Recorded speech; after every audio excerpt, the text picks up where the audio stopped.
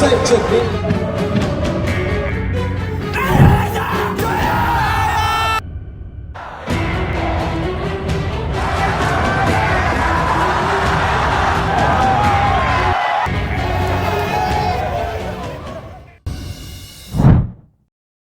Ngeri. Kiper mahal dari Eropa ini siap gantikan Martin Paes di timnas Indonesia. Firasat aneh Sandy Walsh usai bela timnas Indonesia, saya disingkirkan. Ada apa? Tonton sampai akhir biar tak salah paham, berikut berita lengkapnya. Ngeri? Kiper mahal dari Eropa ini siap gantikan Martin Paes di timnas Indonesia? Gimana jadinya kalau timnas Indonesia punya dua kiper tangguh dari luar negeri? Apakah persaingan di posisi penjaga gawang bakal makin panas? Nah, kali ini ada satu nama yang lagi santer dikaitkan dengan timnas Indonesia, Cyrus Margono. Buat kalian yang belum terlalu kenal, Cyrus Margono adalah kiper berdarah Indonesia-Amerika Serikat yang baru aja mencetak rekor di Liga Kosovo. Tapi, apakah benar dia bakal jadi pesaing utama Martin Paes di bawah Mister Garuda? Kiper mahal yang mulai bersinar lagi, Margono, yang saat ini bermain untuk KF Dukakcini di Liga Kosovo, baru aja bangkit setelah sempat berstatus tanpa klub selama 6 bulan. Tapi jangan salah, debutnya di Liga baru ini langsung mencuri perhatian. Meskipun timnya kalah tipis 0-1 dari Balikani, Cyrus mencatatkan rekor penyelamatan terbanyak dalam 3 tahun terakhir di Liga Kosovo. Ini bukti kalau kemampuannya masih terasa meski sempat vakum cukup lama. Sebelumnya, ia sempat membela klub besar Yunani, Panathinaikos. Tapi sayangnya jarang mendapat menit bermain. Hal ini membuatnya sempat tak masuk radar timnas Indonesia saat masih dilatih Shin Tae-yong. Kini, situasi bisa berubah. Peluang besar menuju timnas Indonesia di era pelatih baru, Patrick Kluivert. Kriteria pemanggilan pemain ke timnas cukup jelas. Harus punya menit bermain yang cukup di klubnya. Dengan performa apiknya bersama KF Dukakcini, peluang Cyrus buat dipanggil ke timnas jadi lebih terbuka. Saat ini, Martin Paes memang jadi pilihan utama. Namun, kita semua tahu betapa pentingnya punya kiper cadangan yang sepadan, terutama untuk menghadapi laga-laga besar seperti lanjutan kualifikasi Piala Dunia 2026. Cyrus bisa jadi solusi buat memperkuat kedalaman skuad di posisi penjaga gawang. Apa yang harus dilakukan Cyrus? Meskipun sudah menunjukkan performa gemilang, Cyrus masih harus membuktikan diri lebih konsisten. Jika ia bisa terus tampil solid di Liga Kosovo, bukan nggak mungkin panggilan timnas akan datang dalam waktu dekat. Nah, menurut kalian gimana? Apakah Cyrus Margono layak masuk timnas dan bersaing dengan Martin Paes? Atau masih ada kiper lain yang lebih pantas? Sandy Walsh pindah ke J-League? Firasat aneh? Atau memang disingkirkan? Pernah nggak sih? Kalian punya firasat aneh kalau sesuatu yang buruk bakal terjadi? Nah, ternyata hal ini juga dialami oleh Sandy Walsh sebelum akhirnya hijrah ke J-League. Bek timnas Indonesia ini mengaku sudah merasa ada yang nggak beres sejak kembali dari Piala Asia 2024. Tapi bener nggak sih dia memang sengaja disingkirkan oleh KV Mechelen? Yuk, kita kupas bareng! Firasat buruk setelah Piala Asia. Sandy Walsh curhat kalau setelah membela timnas Indonesia di Piala Asia 2024, komunikasi dengan klubnya, KV Mechelen, mulai renggang. Awalnya dia nggak terlalu memikirkan. Tapi lama-lama, dia mulai merasa ada yang aneh.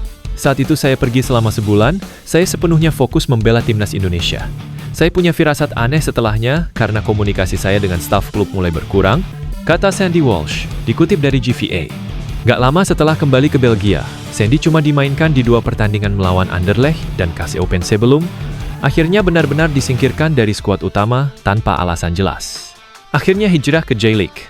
Setelah merasakan situasi yang gak nyaman di KV Mechelen, Sandy mulai berpikir untuk mencari klub baru di Asia. Menurutnya, di Asia dia akan lebih dihargai dan mendapatkan lebih banyak menit bermain. Dan akhirnya, Yokohama F. Marinos jadi pilihan barunya. Sebenarnya saya sudah ingin mengambil langkah ini sejak Piala Asia awal tahun 2024. Saya senang sekarang bisa mewujudkan mimpi itu, ujar Sandy. Walaupun perpisahannya dengan KV Mechelen kurang menyenangkan, Sandy tetap profesional dan menyebut bahwa tahun-tahun terakhirnya di klub Belgia tersebut tetap jadi momen terbaik dalam karirnya. Dugaan disingkirkan, cuma perasaan atau ada bukti? Ada yang menarik nih.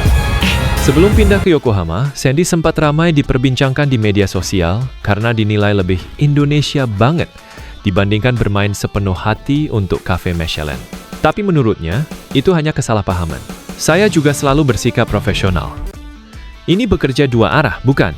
Saya pemain penting di timnas Indonesia, terutama pada kualifikasi Piala Dunia, jadi sangat masuk akal jika pengikut di media sosial saya banyak dari Indonesia dan saya berinteraksi dengan mereka.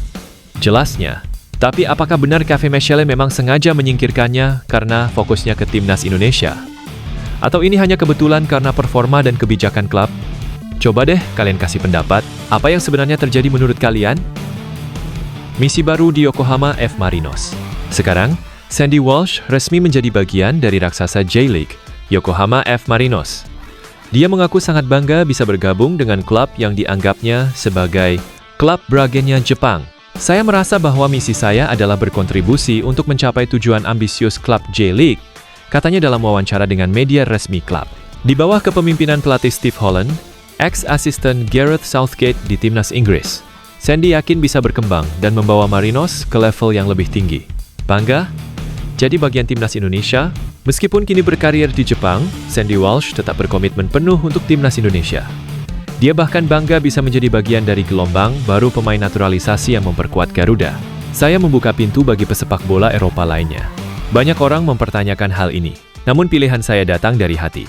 Untuk kakek dan nenekku, katanya.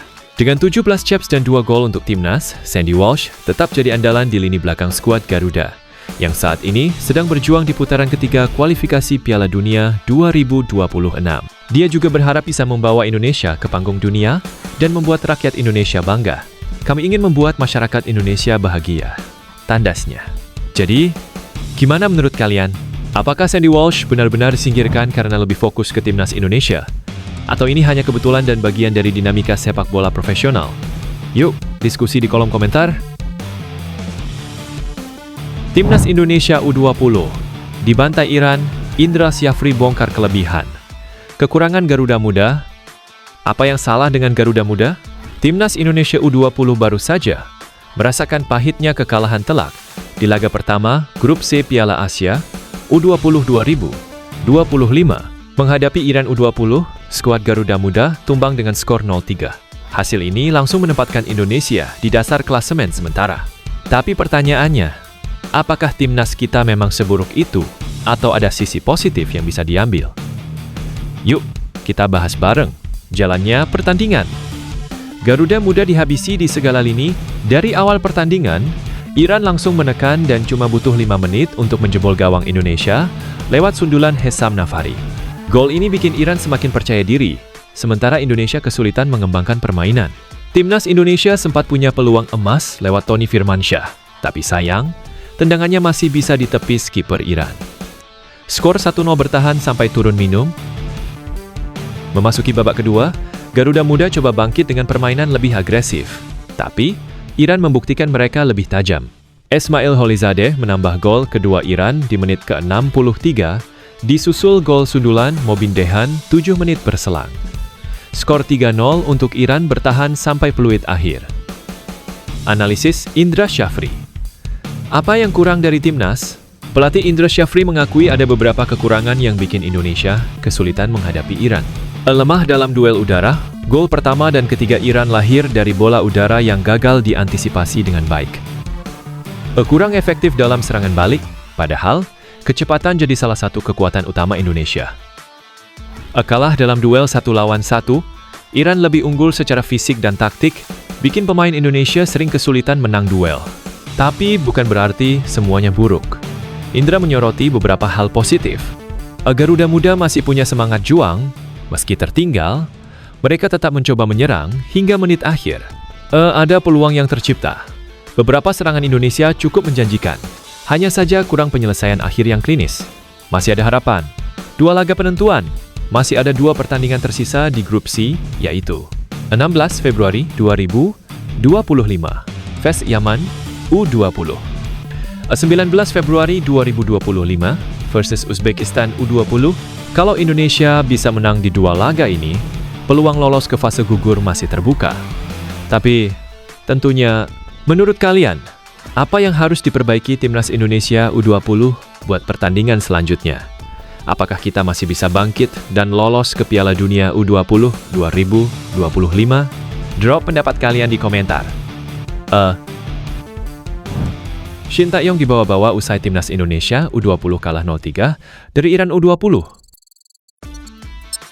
Pertandingan pertama timnas Indonesia U20 di Piala Asia U20 2025 berakhir dengan hasil yang mengecewakan. Garuda Muda tumbang 0-3 dari Iran U20 pada laga yang digelar Kamis, 13/2/2025, malam WIB. Kekalahan ini langsung memicu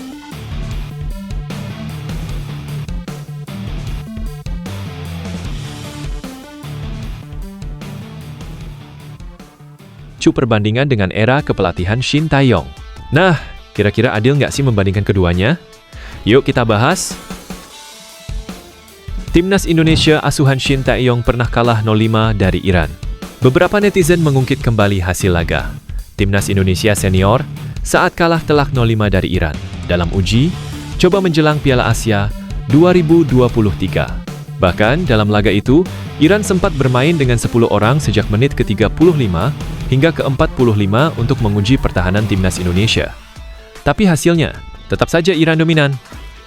Salah satu netizen berkomentar, "Stay versus Iran 0-5," merujuk pada kekalahan yang dialami tim asuhan Shin Tae-yong. Namun, banyak yang membalas bahwa membandingkan hasil ini tidaklah adil. Pasalnya, laga yang dijalani timnas U20 melawan Iran kali ini adalah pertandingan resmi, sementara kekalahan 0-5 timnas senior hanya terjadi di laga uji coba. Lah ini resmi kalau STY uji coba. Taktiknya cuma long ball masih mending parkir bus. STY masih punya counter attack, tulis akun @regedenresrax 18. Ada juga yang menambahkan, sama-sama kalah intinya, tapi ini Piala Asia U20 2025, turnamen resmi bukan uji coba. Jadi, gimana menurut kalian? Apakah perbandingan ini relevan atau cuma sekadar nostalgia netizen? Timnas Indonesia U20 masih berpeluang lolos perempat final. Terlepas dari perdebatan tersebut, Garuda Muda masih punya kans lolos ke perempat final. Meskipun kalah di laga pertama, peluang tetap terbuka jika mereka bisa menyapu bersih 2 laga. Tersisa melawan Uzbekistan U20, 16 Februari 2025, dan Yaman U20, 19 Februari 2025. Tentu saja, ini bukan tugas mudah. Uzbekistan dan Yaman juga tim yang kuat. Tapi dengan strategi yang tepat dari Indra Syafri, kejutan masih bisa terjadi. Gimana menurut kalian? Apakah timnas Indonesia U20 bisa bangkit dan melaju ke perempat final? Atau bakal kembali tersandung di laga berikutnya? Yuk, diskusi di kolom komentar. Li!